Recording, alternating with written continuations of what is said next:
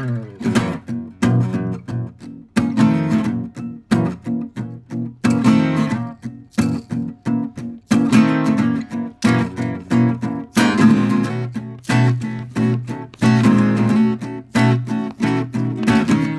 back, everybody, to This Is My Bourbon Podcast. I am your host, Perry, and I hope you have been doing fantastic this past week.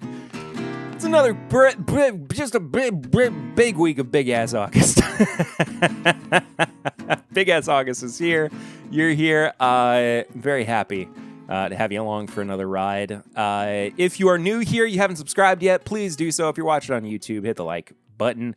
It is always a pleasure to have new listeners to the podcast and new viewers on the YouTube channel as well. These episodes come out every single week. Of course, we are on track here in a few weeks for episode 400 of the show. And in October, we're going to hit 8 years of the show as well. And, you know, I'm just excited for it. But like I said, this is big-ass August. This is the time of year where we do some bonus content that our Patreon community gets. Hoping to get a little bit of stuff out for the main feed as well and the YouTube channel. Just, you know, for the heck of it, because why not? But today's episode is going to be an interview with Joe O'Sullivan from Minden Mill. I hope you guys are excited about it. It was a great conversation. I already recorded it. I recorded it as I'm recording the main stuff for the podcast right now. It was yesterday. So I hope you're looking forward to it. But you can check out the Patreon stuff for Big Ass August at patreon.com/mybourbonpodcast. For as little as $1 a month, you can support the show and get access to our Discord community. But for as little as $5 and up, you can get access to that bonus content. There is a bonus episode that goes out every Monday. There are the pregame chats that come out every Tuesday, as well as the uncut, unedited version of the show that comes out on Tuesday as well, with stuff that is just for Patreon that you don't get to hear on the main feed. And then throughout the month of August, there's bonus episodes that are coming out on Friday. I'm doing a live stream. Well, I did do a live stream since this episode is already out on Saturday. That was just for Patreon. Before I switched over to Twitch and played some video games over there. If you want to subscribe on Twitch, you can do so for as little as $6 a month. You can get some emotes. You get ad-free viewing. You also have a Prime subscription, Twitch Prime. If you connect your Amazon Prime account, you get a free Prime subscription a month. You can use it on your favorite Twitch streamer. Hopefully that's me. But I like to do video game streaming over there when I'm not doing bourbon stuff, because why not? It's just good fun, good clean family fun. I played Metroid Dread, and hopefully it went well. I'm speaking like it already happened, but as of recording, it's going to be happening here soon. But yes, big ass August. It's just a time to give you all some bonus content for supporting the show, but also for for me to promote the Patreon a little bit more heavily, because why the heck not? And also, it's my birthday month. My birthday was a couple weeks ago. So, yeah. I normally kick off shows with a segment called Flying Blind, where I try something I've never had before or something that I haven't had in a while and I've kind of forgotten about. And this week, trying a bottle from the guys over at Pursuit. This is their triple mash bourbon. It is the cast strength or barrel proof version of it. I don't know if there is a non-barrel proof edition, but if you're watching the video version, you see that this bottle is about half full. The reasoning behind that is because I am borrowing this from our buddy Chade, My Daily Bourbon. This is 119.8 proof. It's a blend of 3 different mash bills, 78, 10, 12 from Bardstown Bourbon Company. That's a rye bourbon. And 80% corn, 10% rye, and 10% malted barley from their Tennessee distilling partner. And from Finger Lakes Distilling, it's a 70% corn, 20% wheat, and 10% malted barley. Partially because I'd never tried this and I just wanted to see what it was all about, and also because they just opened their new spot on Whiskey Row in Louisville, the guys at Pursuit, which I have not had the chance to go and visit yet. I was going to go this past week to their grand opening. I was not able to, unfortunately. But you can go and visit them in Louisville if you are in town, if you have the chance. And I need to do that. I need to do that. But it says triple mash, and like you could even consider this.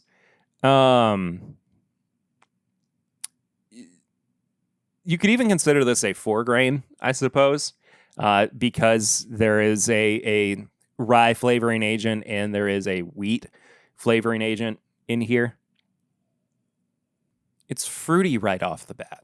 I get like an orangey, zesty fruit note immediately. I like it. Pretty good. Not gonna lie. Okay.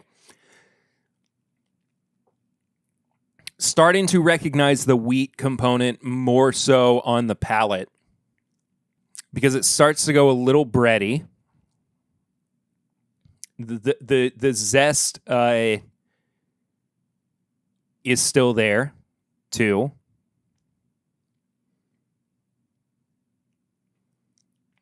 This is really nice. It definitely doesn't read like 119. I'll say that much. Yeah, it drinks way lower proof. Drinks way lower proof than 119. But it's really good. This would be excellent. This is not diminishing it for what it is. But this would be really excellent in like a higher proof old fashioned. Ooh, even if you smoked it too, I think it would be really good. I really like this. Great pour. I wonder what the proof, or excuse me, not the proof, the price, you dingus. Come on. Come on. We got to be able to say the right words here. Oh, okay. $80. That is a great price, I'll be honest with you.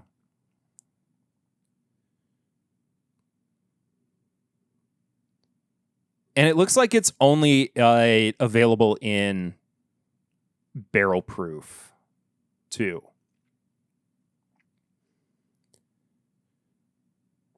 Oh, it just is their barrel proof. Oh, okay. Well, what do you know?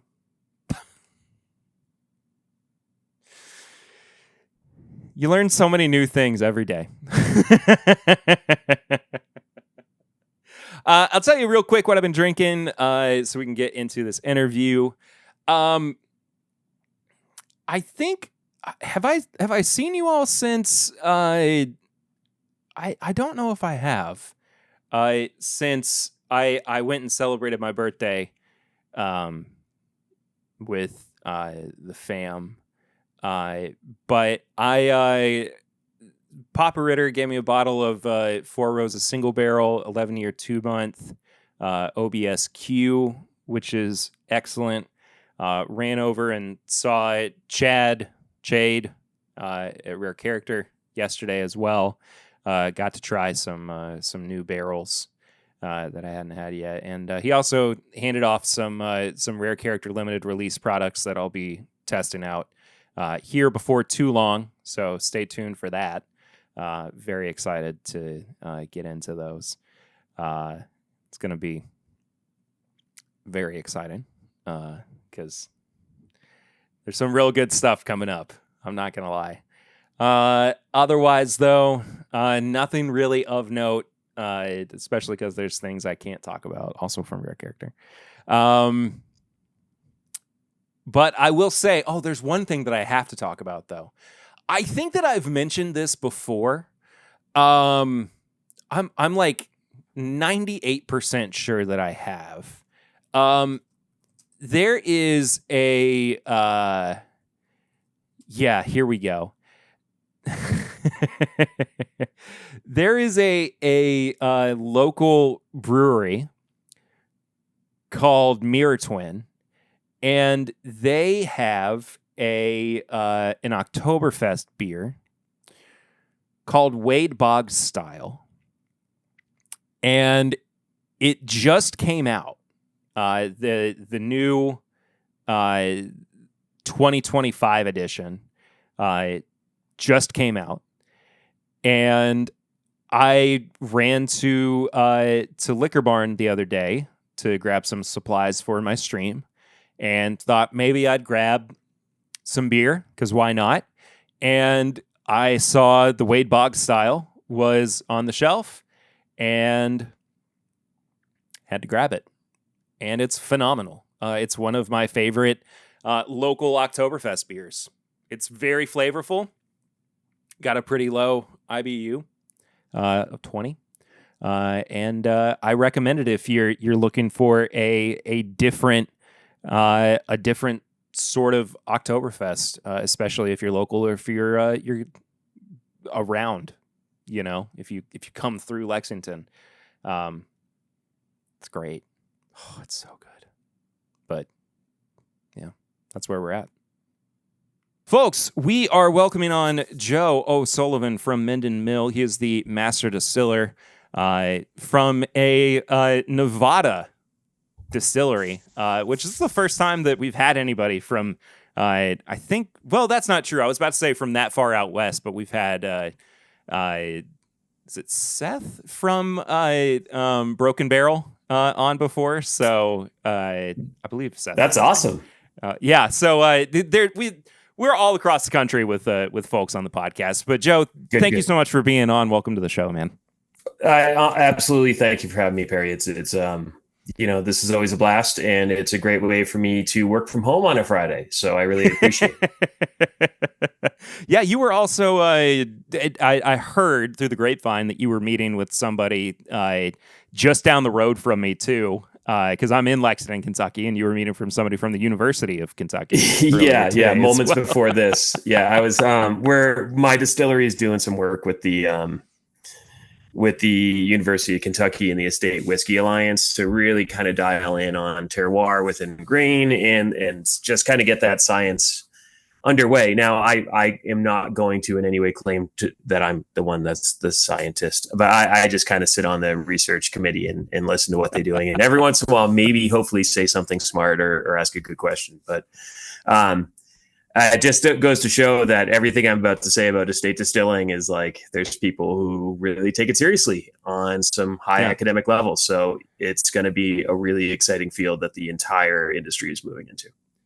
Talk a little bit about, and we're kind of diving right into this, but talk a little bit about your background within distilling, because even though you say that you're not really of a scientific nature, I feel like there is quite a bit of, real experience that you have that would lend people to think that you do actually have something that's, a bit more research based. Yeah. I mean, I guess that's a little false humility, and apologize for that. Yeah, I did used to be a scientist. Well, okay, there we go. I was a biologist. I don't know. It really is kind of, when once you're a biologist, it just kind of shapes you in a really dumb way where you become incredibly insufferable because you ask a lot of questions. And it has really just traveled through my whole career as a distiller. But to give you that background, I've been in this for 20 years. I started in 2005 at a place called Clear Creek Distillery in the Pacific Northwest. It was in Portland, Oregon, long before House Spirits and all those guys started. I started right around the time that they did, but Clear Creek was the OG in that town. And it was the third craft distillery in the U.S. Its big claim to fames were, it was started by or one of the many really wonderful godfathers of American craft distilling, Steve McCarthy. And he was the first person to ever release an American Single Malt. And so he's the creator of American Single Malt with McCarthy's Oregon Single Malt. And just under his tutelage, I've taken the category that he created and you know, if you're going to have a driving force in a career, sometimes it's just saying thank you for this awesome opportunity. And everything that I have in my career kind of comes from Steve's creation of this. And so I've really dived into why it's an important category and why it should be respected all along. But mostly what Clear Creek did was super fancy eau de vies, pear brandy, Slivovitz, Kirschwasser, all that sort of stuff. And that's probably the most foundational part of my career in terms of philosophy. After that, I was in New York for a little while, worked with Green Hook Ginsmiths, just fantastic gin. That tested my ability to understand scaling and recipe design more than anything I think you could ever really get into as a distiller. And then I came back to once again for the first time run Clear Creek, but once again work at Clear Creek after Hood River Distillers bought them. And Hood River Distillers really broadened my idea of what a distiller could be because they were a portfolio house. They had Pendleton whiskey and they had HRD vodka and they had Clear Creek Distillery and big gins. So they had fancy. And then they had bulk. And that I think is my number 2 favorite lesson that I've learned, which is don't hold yourself on to some sort of standard and that you think that's just imaginary, and learn the ins and outs of every aspect of it. In other words, don't be a snob. Like there's a lot out there to appreciate as a career distiller. Right. What really has changed over the past 2 decades that you've been in the industry that not only has shaped the way that you have approached your business practices with Minden Mill, but also the way that like you've approached releasing products onto the market? It's harder now. I mean, the whole thing is harder now. There's a lot more competition. That being said, we're also way better than we used to be. Oh my God, I've tried some bottles of whiskey I made back in 2005 and they are just awful. I mean, I don't enjoy them. They're terrible. But as we've gone on, we've all gotten a lot better. So we're in an amazing place from a consumer point of view where you have a lot of competition, but it's all really high ranking. And it's only kind of recently that I've seen us start to bully the big boys in some sort of ways. And it's particularly kind of about American Single Malt and the state distillation that really, those were largely started by smaller distilleries. The idea was just to do things on a mindful basis and kind of open ourselves up to the globe. And it's only been in the last couple of years that you start seeing that stuff coming out of the big names, and that's, I'm not in any way, I'm working with the Beam Institute. And so this is not a slander by any means, but spending 20 years where you're really kind of chasing their tails to every once in a while see that they are following your lead for a moment feels, it just kind of feels like there's a better balance all of a sudden. Right. Let's talk while we're on the topic too about these 3 core products that are on the line. You've got your bourbon, your 4-grain bourbon. You've got the rye, and you've got your single malt. Of the 3, which one do you feel like is the signpost, the guiding light for people to kind of understand what is the true mission statement behind what Minden Mill is? I mean, if it's a mission statement about Minden Mill, it's definitely the single malt. The single malt is, I think, the core of what we've done. And I'm going to just take this second when we're talking about production to say, like, I'm here because of a team of really amazing people. And so, like, blending, barreling, distilling, like, these are all things we share. And these are all things that we really work together on. I think that's why the product is so darn good, right? Like, it's full of fruit. It's really rich. And we do this because while we're super technologically advanced and we're really, really serious about innovation at Minden Mill, we're also very, very traditional. And a case in point in that, with the single malt in particular, is how we heat our stills. Now, we have 2 Forsyth stills, like 6th generation traditional Scottish still manufacturers, as traditional as you can get. but we wanted to try to heat them with direct fire, hit those higher temperatures to build those esters above the 160 degree threshold of the Maillard reaction, which is like what puts crumb on bread and sear on steak. It's like where all the really good flavors are made. Gotcha. It's what makes creme brulee more than just custard, like that's the Maillard reaction. Yeah. So that happens at 160. Direct fire is like way up there, around 200. And then when we're cooking, we use what's known as a thermal calandria. And so if we were just to try to do this with steam, we'd need a high pressure system. That's dangerous. It's more explosive. But we're heating a thermal oil, so a mineral oil that you just would use on your butcher block and in your kitchen, totally food grade. And that is what wraps around the pot itself inside of an interior jacket. And we heat that. And we can heat that to 185 degrees Celsius. So we can hit that like higher, almost direct fire reaction that we want, but we're doing it safely. And this all comes out in the single malt. I mean, this is what I'm talking about. Like, we're using technology, we're using artistry to do something that is in every way respectful of the past, and always with an eye on like, where can we innovate on, how can we innovate differently? In other words, like, what can we do to really make something special? So in that regard, I mean, the single malt is perfect for it, because it's just malted barley. Like, it's not like, oh yeah, of course, it's a lot of different barrels too, but it's not a grain bill thing as much. It's really in how we're appreciating the liquid that we get. I want to stay focused on the single malt for a second here, because it is, I think, maybe the most fascinating of the products in the line. And not to say that there's not a lot to talk about with the bourbon and the rye, but I just kept, I keep thinking about the process behind the crafting of the single malt.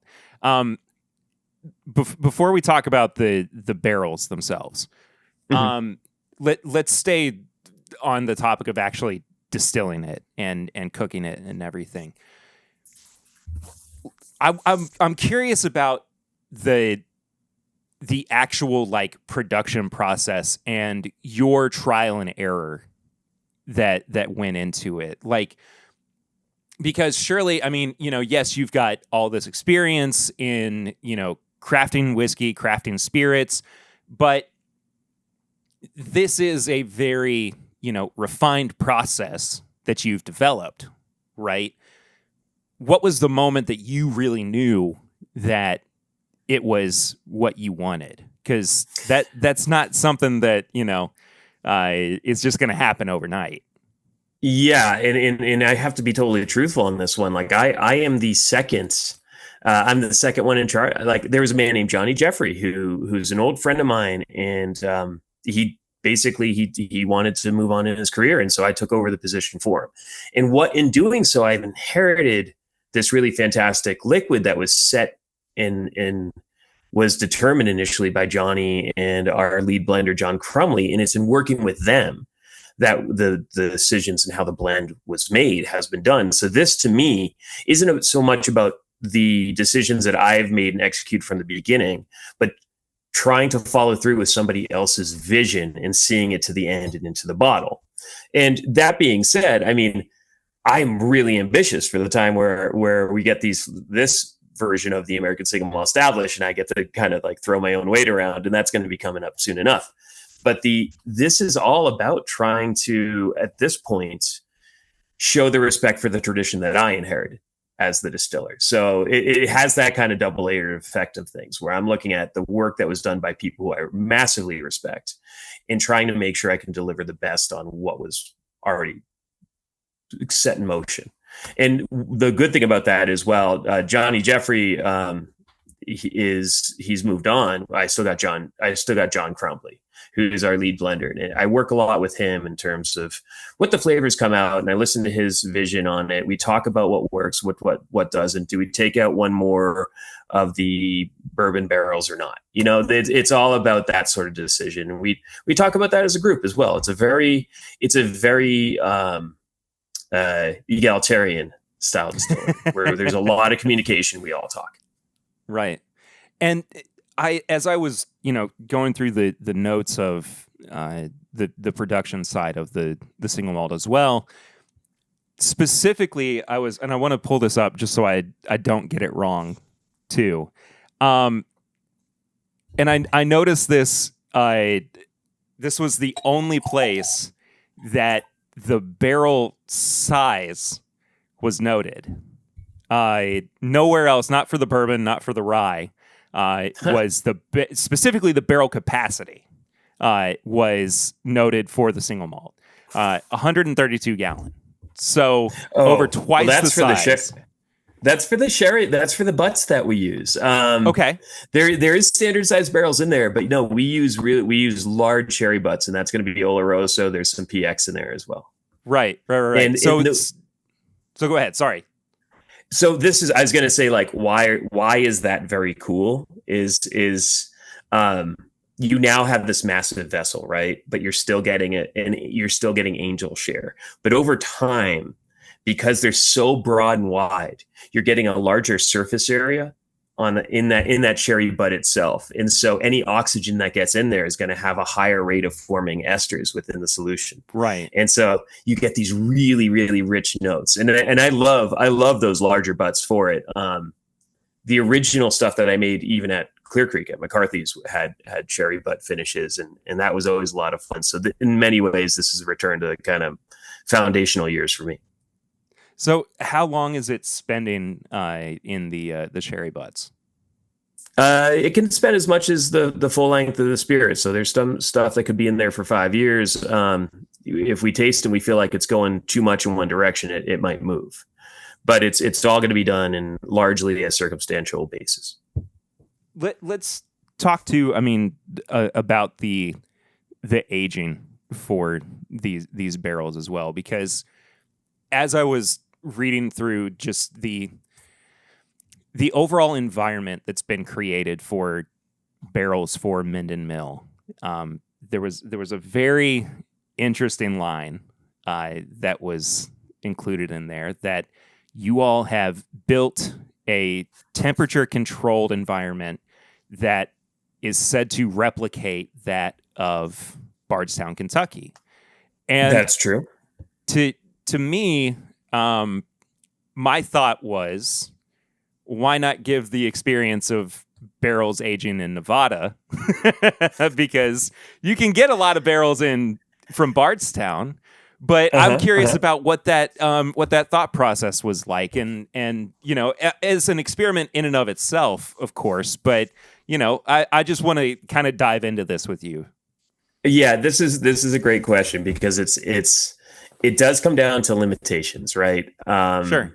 So, with our estate license, we grow up our own grain. You would think that we'd want to keep it as close to home for maturation as possible, right? There's some funny things about Nevada that you might probably expect. It's dry here. Right. It is really, really dry. I mean, we have on average 11% absolute humidity. It is. There's been a couple of mornings where I worried if I was having a hemorrhage because of the amount, because I got a bloody nose during the, it's just a thing that happens. Yeah. And so when you're living in an environment like this, and I was pretty cocky thinking that I could come up with a way that to conquer this task, is just like everyone else who's tried to face it and eventually gave up. When we were doing some amounts of natural humidity and temperature, the local environments, for lack of better words, of the Carson Valley, we were losing between 3 and 4% to angel share every single month. And just for the people out there, a kind of a good standard of like, that's it's an ambitious angel share, but you can take it down less. But like, you want to look for about 5% in your first year. So to lose that almost every month is really, really bad because we're, again, dry environment. So what's going to leave the barrel first is you're going to see, you're going to start seeing water leaving first through osmotic forces. And so the water will go off into the air, and then you're going to start seeing this slow creep of alcohol going up and up, which is making it more and more aggressive on the oak. And so by the end of, I don't know, by the end of 4 years, you're going to have like a puddle, just a little puddle of super, super aggressive, really nasty tasting whiskey on the bottom of that barrel. And just because it can't be done in the way that we would want it to, it wouldn't produce the product we'd want it to. It is always kind of fun to go back and say, well, where are good places to make bourbon and rye? And it just so happens that Kentucky's a really good place. And it's not just because it's the birthplace, but it's also just really nice in terms of humidity and temperature. So latching on to that region and saying, okay, this is where we're going to take it is kind of a few things. It's a necessity. It's absolutely admiration for that history, but also it just scientifically works well. And so that's why we've been going to that. Now, one step further is we do all the exact same thing, but we also do it with the single malts. And so where is single malts naturally going to be matured in? And that's going to be in Scotland. The reason for that is you're using used barrels, you're using old barrels, and you want to slow down that extraction. You really want to give it some time, right? So you want to actually do this in a place that has some low temp, high humidity. And so we tie that rick house to a weather station in Belinda Lochs, Bayside, Scotland. And I had it's super cool. And I had a whole group of the sales folks in there the other day, and you could see on the compressors like little clouds coming out before they just dissipated, like because it was really dry here that day, really dry and hot. Apparently in Scotland, it was fairly pleasant. And compared to here anyway. And so you could see these little like condensation bursts that would happen right at the end of the compressor. It was really cool. I love that you all have created this kind of like Epcot going around the world experience of you can suffer the pains of distillers everywhere. You can go get really hot in Kentucky, and you can just get, I don't know, completely. It's really very dark in the one in Scotland. So apparently we got that one right too, because it's pretty gloomy in there. That's pretty incredible. I love that. Let's that part's accidental, I guarantee it. Let's transition into talking about the rye, which has garnered you all quite a bit of notice, quite a bit of accolades too. Notice that it's won some like top rye whiskey awards as well. I want to focus on the craft behind this product for sure, and talk as well about where this sits in your all's lineup in terms of like how people should approach it with their understanding of how it fits into your all's catalog. Yeah. So you had asked earlier kind of like what products establish us as Minden and I kind of contrasted that with like what establishes us as an estate distillery. And this is where the rye really kind of shines, right? Because we're using a winter rye, and a lot of people use winter rye for their rye. It grows great. It like takes in all of that nice cool weather, puts down roots before the snow comes, and then it goes and hibernates. And when the spring comes, it's really healthy and really strong for a fast and nutrition filled spring growth going into the summer. And so there's nothing a lot that's very unusual about this. And, people don't have gem rye the way that they have gem corn on their porches at Halloween. So we use this, but just growing in these conditions. Let me give you some details about what it's like here. We're at like, almost 5,000 feet. So we're high up. I was talking to a farmer a few towns over, and he said that their carrots mature 40 days earlier in their town, and it's entirely because of the amount of UV that we get. Like it's really insane up here. We have huge diurnal shifts. It was 97 yesterday, but when I woke up that morning, it was 42. And so you have these huge shifts. Holy moly. It's extreme, and not to mention the wind. I've lived a lot of places, and a lot of, pretty much they all talk about how windy they are. This is the windiest city and blah, blah, blah. None of them have ever really impressed me that much. It just seemed like it was windy, nothing really to shock me. It's incredibly windy here. I've lost 2 fences in 2 years. That's 1 fence a year to the wind. I think I need to, I just realized fences. I think that's me. I think that's probably all me. Joe, are you doing your own fence work? Yeah, I am. And I think that's probably my problem. Anyway, so the rye, sorry, I got to be more serious. No. Don't worry about it. Hey, man, this is just how the podcast goes. I'll be honest with you. This is all good. I'm not disappointing you. No. So the rye. So we're growing. The case in point, we're growing a very typical rye under some very extreme conditions.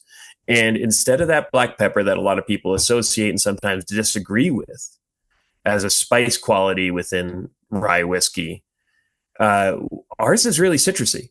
And please try some right in front of you now. Like you can get a lot of what I always described as like a candied orange, and I don't mean orange candies, but like when you take actual orange and you cure it in sugar, and then it gets all gummied and saccharine. It has that quality too, and that's really unusual. It's kind of my strongest. What would be the word for it? It's the guiding light that I'm really chasing some of our own views on terroir within grain, as well as the work that we're doing with the EWA. And we're really focusing on those qualities because, it just seems so neat and so unusual. And so I love that one. And for us to have a whiskey that I kind of go back and forth on, like, do I like it more in the single malt or no? Like that's something, because I've been so loyal to single malt my whole career, and I still am. But man, that rye always impressed me. It's such a, and when I was looking at these earlier too, of course, like one of the immediate things that pops out is the fact that they're all at 94 proof, right? Yeah. For all of them being at 94 proof, they're still very robust in nature. One of the things that, when I'm reviewing products that I always try to focus on is, does it feel like there is anything missing, right? Is there a lack of flavor between, nose, palate, finish? And it seems like it just is a very complete package. Like it just delivers, like it sits very comfortably at 94 proof. It just has a very inviting, easy to drink, but still, drinks above its weight class, I think, in nature. At 94, overall, I've said a few times that our products really punch above its price. Like I'm really happy with that, and the fact that they are so strong and robust. And again, I know there's a lot of people out there that probably assume it's just me, but we have such a damn good team here. Like it's just the way it is. You get this many people working hard, like. I don't have to worry too much. I get to really just kind of see the whole process coming together and do my part to guide it. And we have really good quality grain. I think growing it itself really matters because we're not buying commodity grain. We're getting it from someplace different. So it's going to offer different flavors to it. We have incredible barrels. The barrels we're working with is Siggy Monroe. I always had an N in there. I still think I say it wrong. I don't know. But I love their work. And these are all 36-month air dried staves, which if you had to ever, gun to head, tell me what matters most in whiskey, it's going to be the cooperage, and not just the cooperage, but the conditions and how they cure their staves. That very first step in making the barrel is by far, in my opinion, the most important one. And it's just time and patience, so all of it just comes from from getting good materials and like I've said throughout my career, getting out of the way. Joe, let's of course transition into talking about the bourbon, which this is my bourbon podcast. We have to spend a fair amount of time focusing on this. This to me is probably the most perplexing is not the right word, because 4 grains definitely, of course, are a staple in bourbon. But you don't normally see oats in a lot of mash bills. I want to know kind of the behind the scenes of the development behind this mash bill. And how did this become where y'all landed on the product? 4 grain, really fun and exciting, right? Everyone likes as distillers, I like a 4 grain a lot. It just adds more more depth. Oats absolutely gives it just like an amazing mouthfeel, a softness that you can't get any other way. Boy, does that contribute some really nice things. Wheat can do the very same thing, but oats just kind of had its own quality. But most importantly is the one that you didn't mention, which is there's also rye. We've got to have some rye. We love our rye. It's very high rye as well, 20% rye. 20%, yeah. And then, but the 60%, I think what matters the most is actually the type of corn we're using, which is an earth tones corn. And this is what's known as an heirloom corn. So think of an Indian corn. It's just lots of different colors. It's a jewel corn. And gotcha. If you take one of these right off the cob and you take a yellow dent and or a sweet corn, you can bite into that sweet corn and it tastes nice. It's better if you cook it, but it still has it's still a somewhat enjoyable, if not slightly hard to eat experience. But if you take one of these earth tones and you bite into it, it's like biting into an uncooked potato or just a big thing of chalk. It's really, really, really dry and really loaded with anthocyanins, carotenoids, all of these color agents that change the exterior of the corn. And all of that has flavor to it. All of it does. This is the sort of corn that they make into masa, not into fuel ethanol. Right. This is cooking corn. And so by using these more interesting corns, you get really cool notes. And so the one we always harbor back to on the bourbon is going to be cherry cola. And if you give it a little bit of the taste, if you're out there as a listener, cherry cola is the center of this, and that's going to be coming from the corn itself. I want to ask too about because you brought up the cooking of the corn itself. Were there any challenges in actually cooking the corn itself to get into the mashing process? Was there anything, because what a lot of people don't know or might not be as aware of is when you go into the mashing process, it's not a one-to-one between different grains. There's different grains that are stickier. There's different grains that require different temperatures, of course, as we were talking about with the barley. So I'm just curious if this one in particular gave any sort of challenge to you all. God bless enzymes. All of them. I love enzymes. There we go. Big old jugs of enzymes.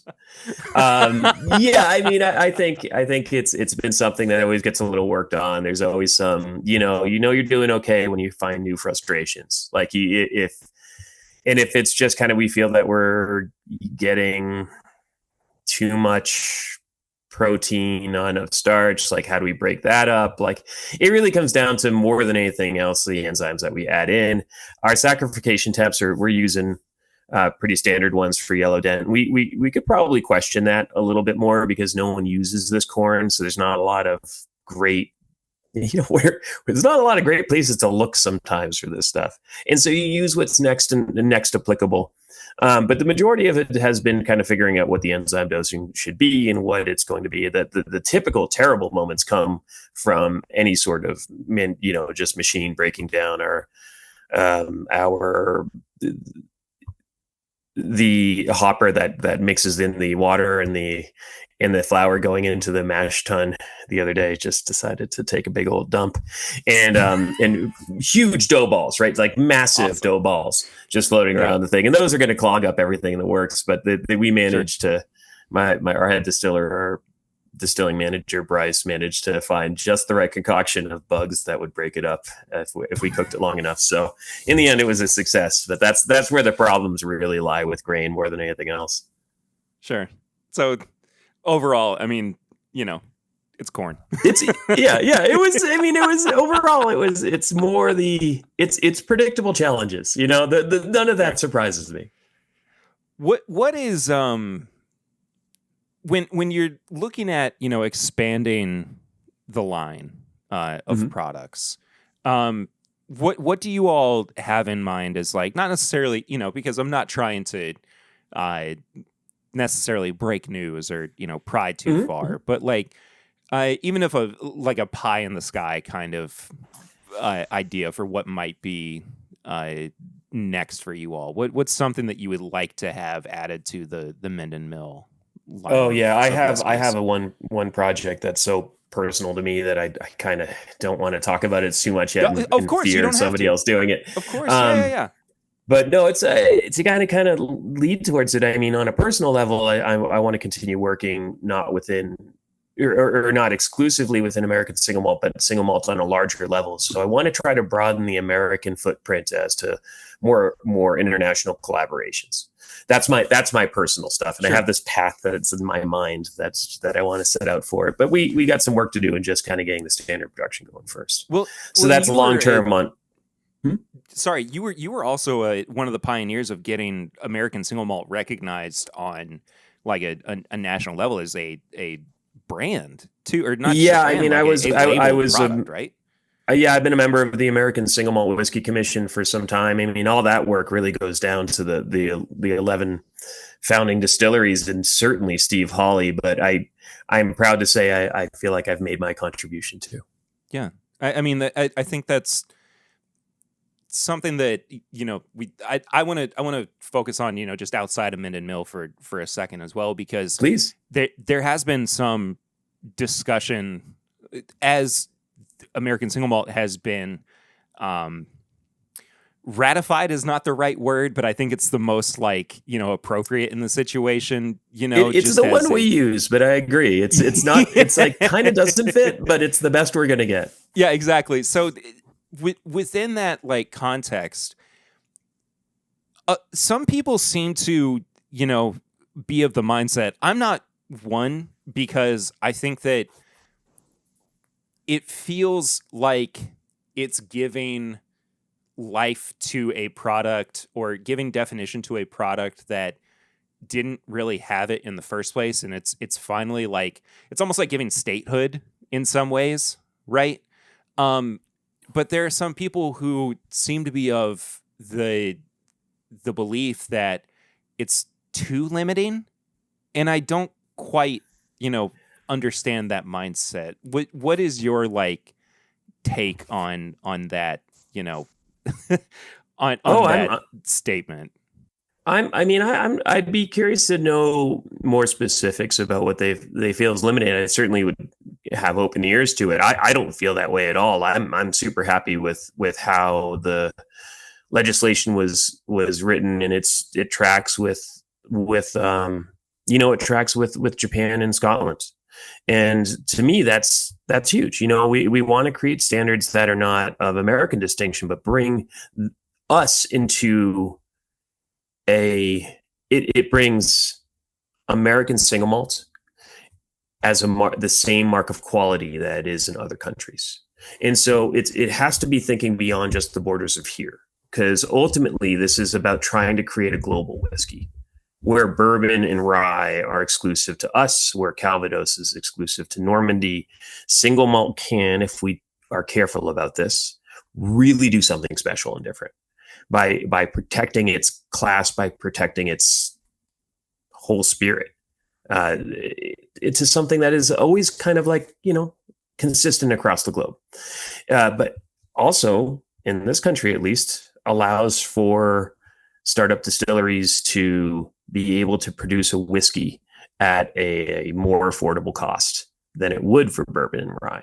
So it both brings up and also kind of like it brings up the startup distillers, and it also holds us all at this higher standard because we're really engaging with the larger single malt community. What were the cost prohibitive factors before the legislation was in place? Well, it wasn't really. It's just kind of a general statement about the need to buy new barrels if you're going to be making bourbon and rye. It's an expensive thing, and that isn't to say that people don't do it, and it's not to say that that using new barrels doesn't have its value as an American tradition, but also as a quality thing to do. So don't take it the wrong way. But as an alternative, it's just really nice if you're a new distiller to stick with like one grain and get a whole potpourri of barrels. It's an easier learning curve. It allows for a lot of creativity. And, as a new distillery, you're really cash strapped. So there's an advantage to that can't be denied. I think too that, I've been, I don't want to say hyper focused, but I think it's kind of hard not to be in some way around the conversation that's been happening recently with all of the distilleries that have been going bankrupt or that have been, facing legal charges, or, we've got a major one right now that's about to go into receivership over, $100 million in unpaid loans, and to me, I think that this feels like another opportunity for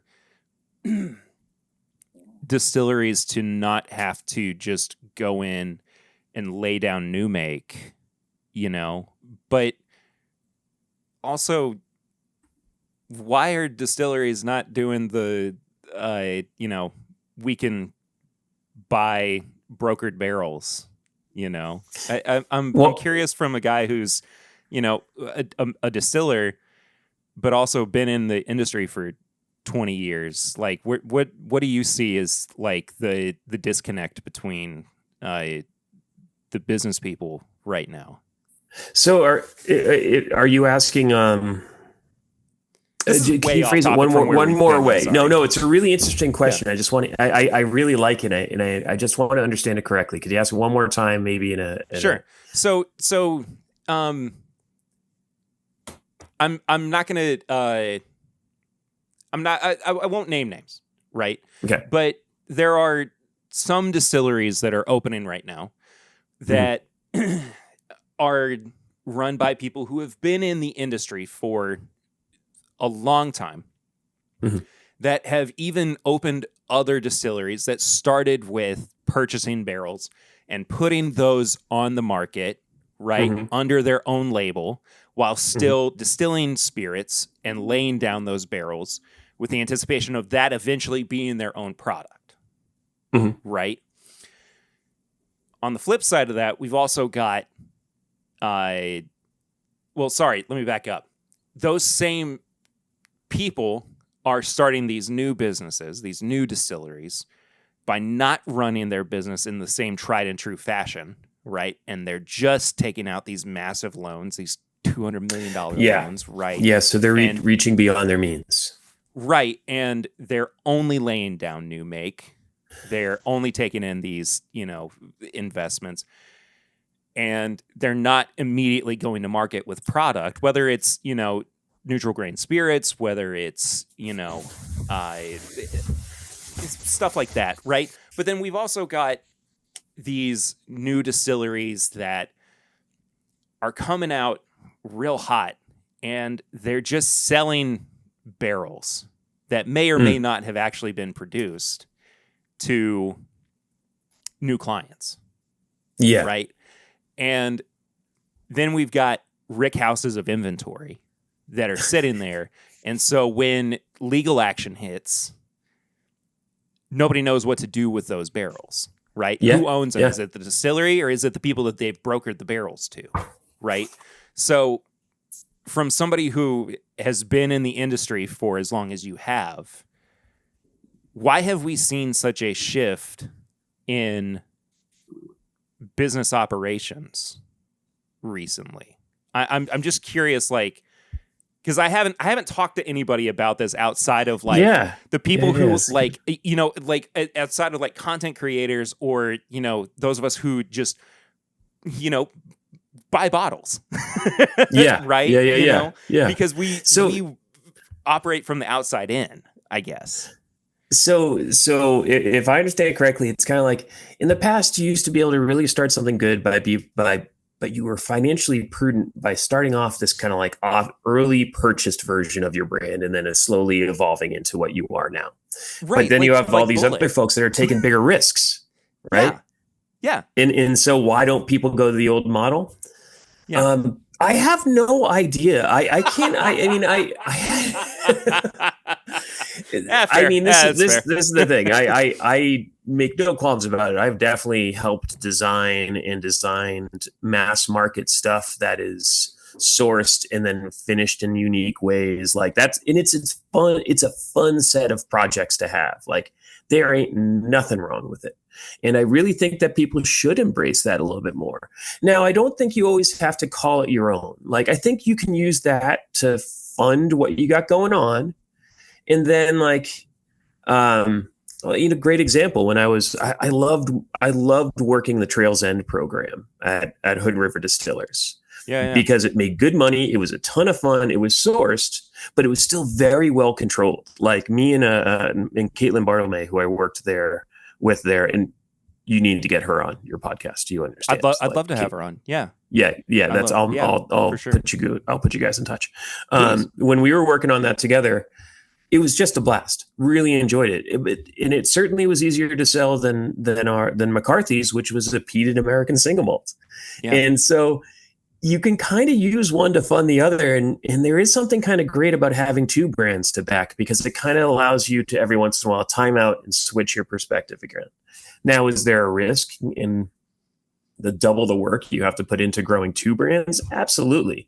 Sure. But nothing's to be said about no one's guaranteeing that your homemade stuff is going to be that good.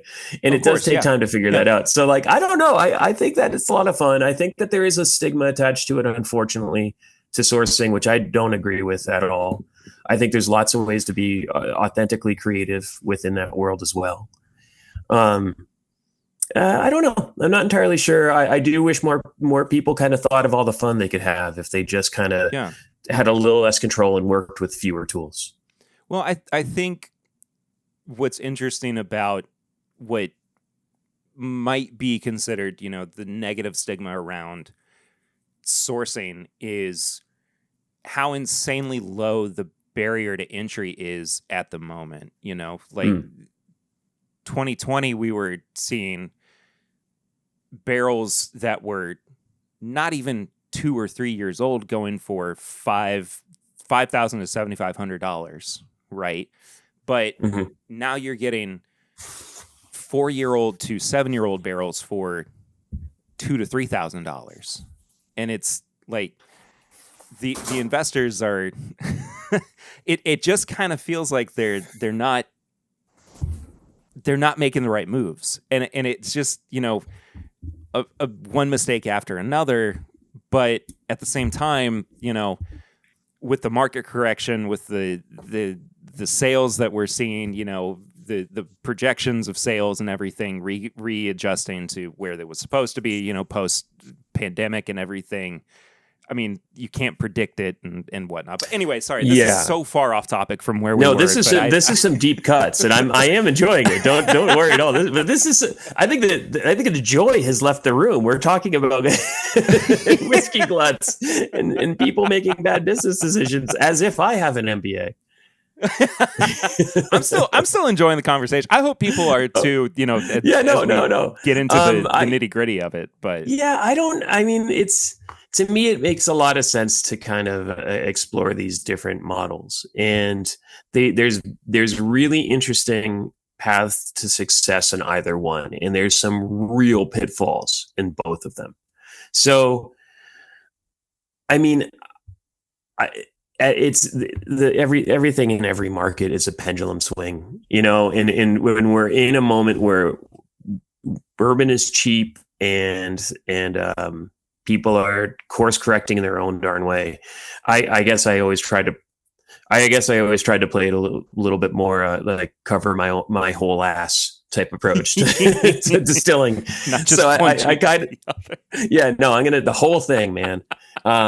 So that's kind of why I say do both, like really reach out there and spend a little time doing both. But you gotta keep the lights on. You gotta keep your people employed. And that's a big part of it. So within the confines of this conversation, this topic of conversation, I suppose we'll bring it back to Minden Mill, of course. Mm-hmm. It's tough, of course, to look at, the market as it stands and, trying to consider what real growth might be for even a somewhat smaller brand. But for you and for Minden Mill as a company, as a distillery, what does like real meaningful growth look like for Minden Mill? Are you asking on an emotional way for myself or in a business way for the company? Because those are two different things, and they have two different answers. I would like to. I mean, I think both answers are appropriate here. Okay. On an emotional level, honestly, real growth for Minden to me is about the community understanding the work that we're putting into our product, and I mean the immediate community, like the people of Northern Nevada, that we want them to come by. We're working a lot. We have a skeleton crew, so maybe like we're not always the best at maybe we're always a little overworked and tired. But like, heck, man, like we got a great group of folks, and real success at Minden with me would be the community taking pride in what we do, what we do right in their town. We want the name Minden and our high desert conversations and estate, like it's not for no reason. It's because we want to showcase that sometimes in these places that don't get really heard of, there's amazing things that can be made, kind of like small town pride. I'm from a small town in Massachusetts, so it's on the other end of the country, but small towns and townies, like we all kind of smell each other. We know what we're about. And so that to me is just my own level of success.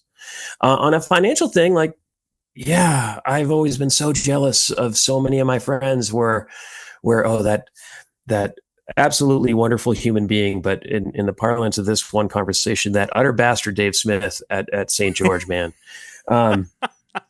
Dave is such a good friend of mine, but I'm sick of seeing his stuff up on the shelf and not mine. And so that would be the larger success, is just being up there next to the people that I admire would be huge. And that's going to come with a lot of hard work and a lot of growth. That's going to actually make us a lot more financially viable, which I have no doubt that we're going to face. I mean, I don't want to make my things like financially viable and skeleton crew. I don't want people to get the wrong impression. We're doing great. Yeah, of course. But we're still in the hustle startup phase, and that is a standing sweat at all times. One more question. I'll let you go. This is kind of my favorite question to ask people who are at any distillery. Okay. When you're not drinking your own product, what are you drinking? All right. Are we just talking whiskey, or can I elaborate? You can elaborate on anything. All right. So I am a really unabashed fan of just low alc crap beer. Like, I love it, especially because it's hot here. I think it's great. So that's one. Two, if I can ever get my hands on Korean makgeolli, I drink it as much as I can. And if you don't know what that is, it's a rice wine. Makgeolli, yeah, you got to get it. Really, there may be an H Mart near you. Go and get just the regular. Don't get the fruited flavors things. You just want makgeolli. Get a couple different brands. It's going to look like it's milk. It will taste like pineapples, and it's so wonderfully, perfectly refreshing. That's probably it is probably the best product out there when it comes to 7%, 5% alcohol drinks. Like, it's the best. So, thanks to all my Korean friends out there for creating something so amazing. And then if it comes down to whiskey, gosh, what have I been really enjoying whiskey wise lately? Spirits in general. Give me this time of year, give me a really nice blue plum daiquiri is great. If you can get a Slivovitz, that's really nice. And if I was gonna just drink whiskey, I'll probably be drinking Cedar Ridge right now. Nice. Cedar Ridge, the quintessential. That is one of those ones that I always have a bottle of it in my house, and I never seem to get tired of it. Love it, man. Love it. Yeah, and Murphy's a good dude. Get him on too. He's a nice guy. I'd love to have him on. Hey, anybody you want to send my way, I'd love to have him on. Start with Caitlin. Joe O'Sullivan, thank you so much. This has been a great conversation. It's been fun, man. Where can people find you? And where are Minden Mill products in markets across the country? Oh man! So we're in about a half a dozen states we're in about a dozen states at the moment. That's going to be Florida, New York, Massachusetts, Illinois, Oregon, Nevada, California. I think that. Oh, nope. I think that's about it for now. Oh, Michigan. So check any of your local liquor stores. The higher end ones will be usually who we try to seduce first, because they're going to be our competitive. They're going to have all of our brothers and sisters on there. We can also, you can go through our website, mindenmill.com. Now this is the point where I have a scripted little thing I say, because I don't want to screw it up. Go for it. We do not ship to Alabama, Alaska, Arkansas, Delaware, Hawaii, Mississippi, Oregon, South Dakota, Utah, West Virginia, Massachusetts, and Texas. Texas are only certain zip codes, and I am supposed to say shipping to most states is legal. and you can confirm your area by zip code at checkout on Flatbeer. But yeah, we're distributed by Southern, so you can always bug your local liquor store for us that way. And by the end of this year, we're hoping to be in 26 states. By the end of next, if not more, I mean, I don't know, the sales team's been doing such a good job. And by the end of next year, all 50, so awesome. We're doing good. If you don't have us now, it'll be soon.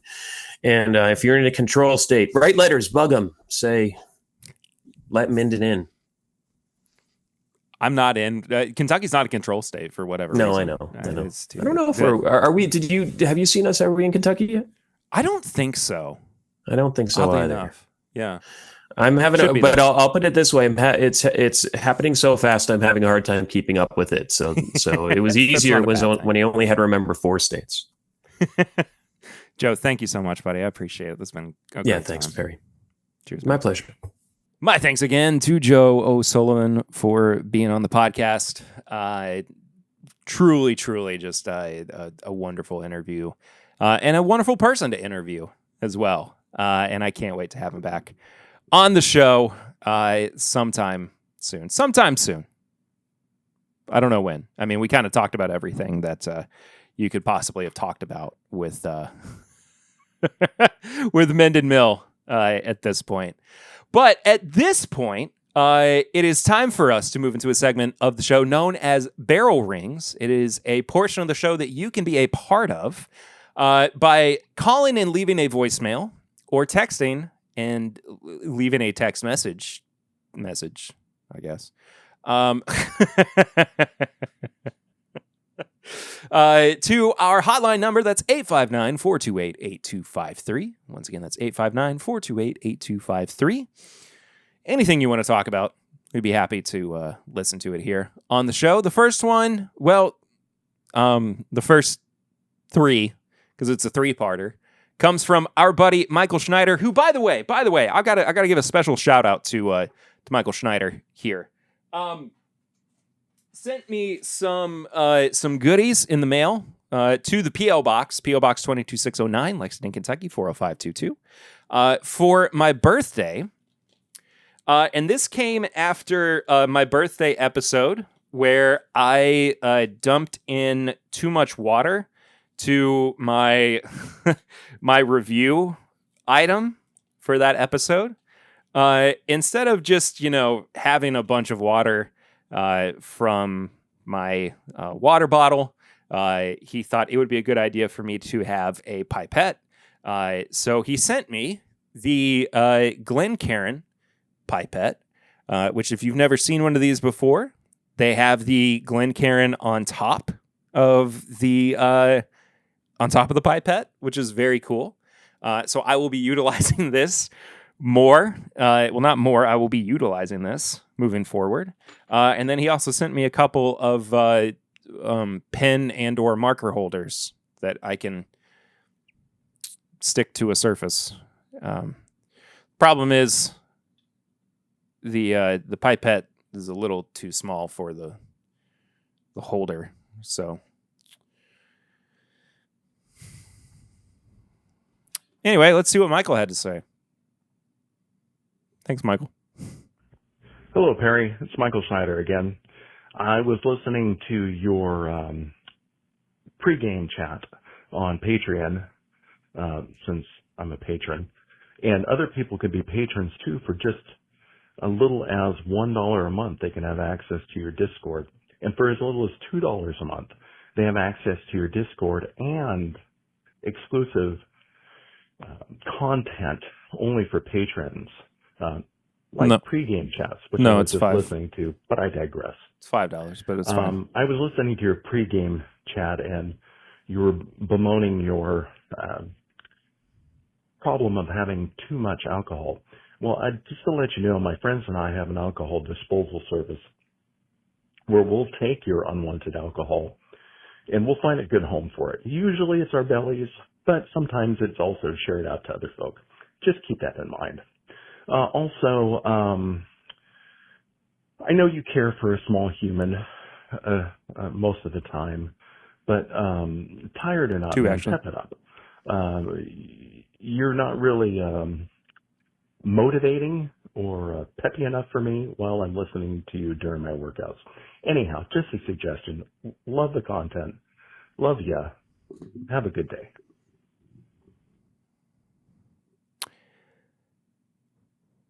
Okay.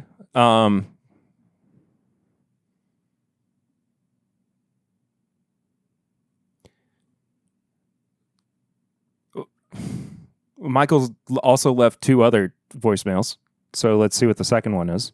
Hey, Perry. Michael Schneider again. Wanted to call and apologize. I thought about it, and when I listened to your melodic voice, is more of a me problem, not a you problem. Maybe I should take your soothing voice to bed with me and have it quell my dancing mind at the end of the night and have you lull me to sleep rather than try to pump iron and have you, jazz me up. Anywho, again, sorry, me problem, not you problem. Have a good day. Here's the third one. Again, me, not you. Sorry. Good day. Okay. Michael, thank you for all your kind words, I think. I appreciate you. This was enlightening.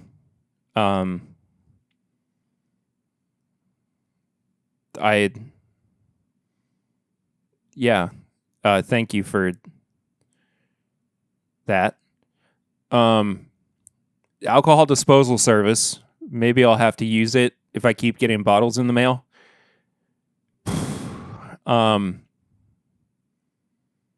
You want me to be more motivating?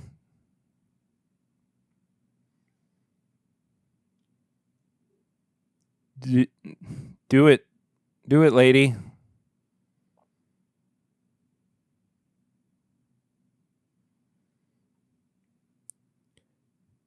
Anyway, I think we have Chad next. Okay, I was fooled because I forgot there was an intro, and that's what you guys know I was shouting. Also, it's raining a fuck ton right now. Yes, Harry, I'm taking Eric's place on fuck with a fuck ton of rain. That's the only reason I called. That's it. I want to say fuck on air, and you not edit it. If you edit it, I'm boycotting. So, yeah. Happy TIMBP. Bye.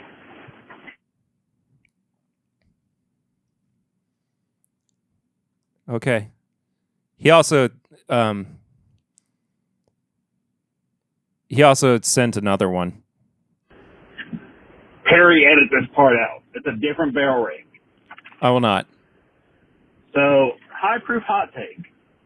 Why do people, when it rains, not know how to use signals, stop signs, stop lights when driving?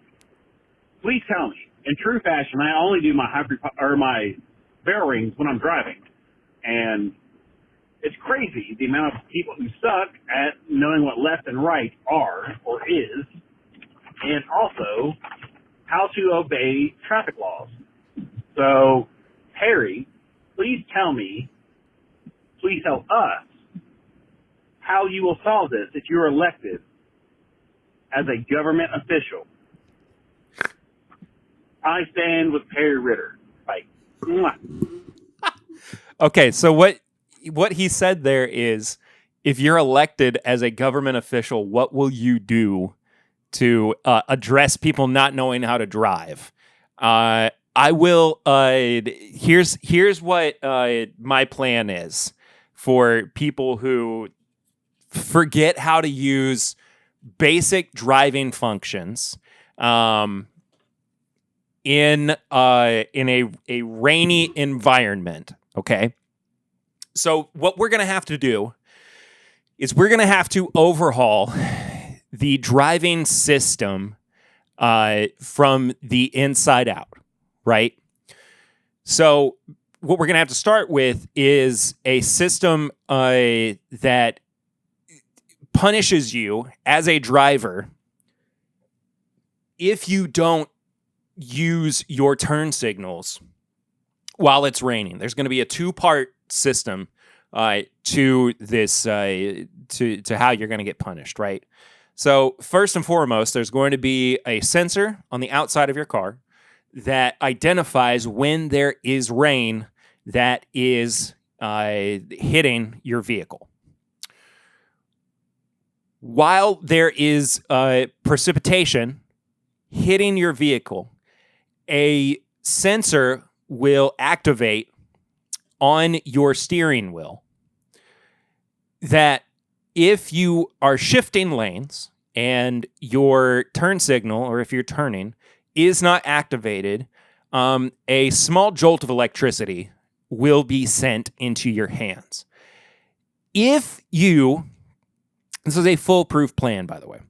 If you continue to not activate your turn signal over and over and over again, higher volts of electricity will be continued to send to your hands and through other parts of your body. So if you build up resistance to your hands being shot with jolts of electricity, then it will move to your feet. Yes, I can see a problem there with your shoes. If your feet don't work, then it'll be your butt. Just so you eventually learn to use your daggum turn signal, whether you are shifting lanes or you are turning. There will also be a cap on the amount of swears you can use at other people. And if you exceed, say, 10 in a 5-minute period, your car will just completely shut down and move you over to the shoulder, in which case your car will not be active for at least 20 to 30 minutes. And you will have to listen to David Gray's Babylon on repeat until you have either learned your lesson or your time is up. Those are my proposals. Again, they are foolproof. I don't think that there's anything that can be said against them. I hope I have earned your vote. And I look forward to seeing you on the campaign trail.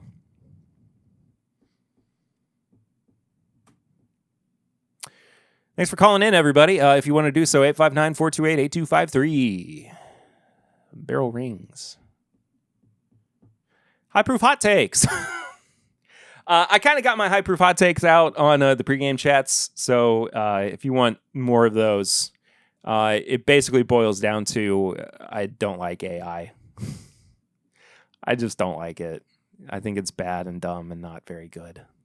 So tips and bits, though. This is the segment of the show where I recommend things that I have been watching, reading, listening to, enjoying that I also want you to go and check out. Hold on, I need a drink of water because I've been talking for a while. Liquid Death, not a sponsor. I finally got around to watching Superman. Now, first of all, if you're a longtime listener, viewer of the show, you know that I am a superhero fan in general, not just like superhero movies, but superhero comics as well. It's just part of my being, and I don't get the chance to go to the theaters to see new superhero movies as often as I used to. Work, kids, all that stuff.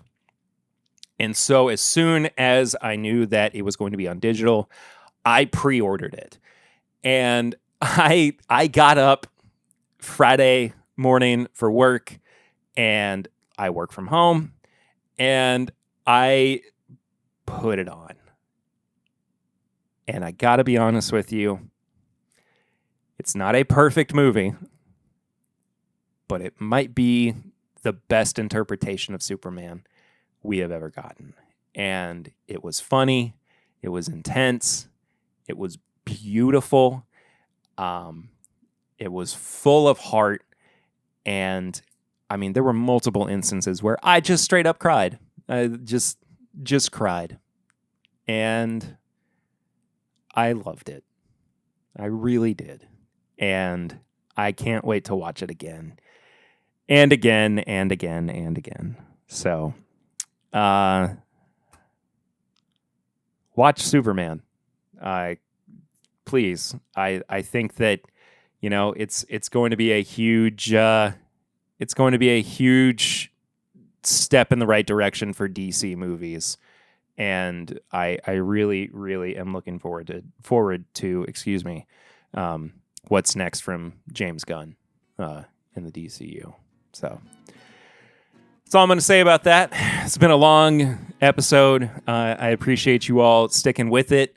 Support the show on Patreon if you're not already. Patreon.com/MyBourbonPodcast. Get some bonus episodes, some other perks. Follow the show on social media at MyBourbonPod. Get some merch and apparel at bourbonshop.threadless.com. You can send questions or comments to thisismybourbonshop@gmail.com. You can leave a 5-star rating and review on your podcast app of choice. It's a great way to get other people finding out about the show. The best way to get other people to find out about the show is tell your friends about it, though. Word of mouth, of course, is crucial to growing the show. You can also send stuff to the P.O. Box, P.O. Box 22609, Lexington, Kentucky, 40522. And then I think that's it. Do I have anything else I have to do? Let me run through. No, that's it. Next week, I am extremely excited to be welcoming another guest onto the show. It's not just for an interview, it's for the whole episode. It is my new friend Chuck from the show Appalachia. We're going to be talking about a lot of stuff, and I think you're going to really enjoy the conversation. Thank you again to Joe. Thank you to the folks over at Minden Mill. This has been wonderful. I will see you real soon. Until next time, though, I am Perry. This is my Bourbon Podcast. Love you lots. See you next time.